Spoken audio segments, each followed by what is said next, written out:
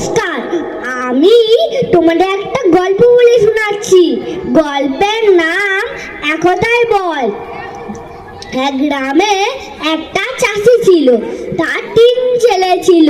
3 ছেলে খুব ঝগড়াঝাটি করতো। চাষি ভাবতো যে কি করে ওদের বুঝাবো, যদি ওরা ঝগড়াঝাটি করে তাহলে ওদের প্রচুর ক্ষতি হবে আর বাইরের লোকেরাও ফায়দা উঠাবে। তাই একদিন একটা চাষি উপায় বার করলো। তার 3 ছেলেদের ডাকলো, ডেকে বললো যে তোমরা আমাকে 3টে লাঠি এনে দাও। ছেলেরা বাবার কথা শুনলো, শুনে 3টে লাঠি এনে দিল। তখন চাষি কি করলো জানো, একসাথে লাঠিগুলো বেঁধে দিল। তারপর প্রথম ছেলের কাছে গেল, গিয়ে বললো যে তুমি এই লাঠিটা ধরো বাবা, দেখো তো তুমি ভাঙতে পারবো না দেখি।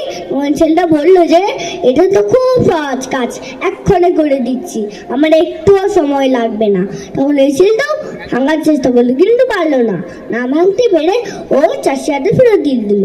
তখন চাষি দ্বিতীয় ছেলের কাছে গেল, গিয়ে বললো যে তুমি এই লাঠিটা ধরো বাবা, দেখো তো তুমি ভাঙতে পারবো না দেখি।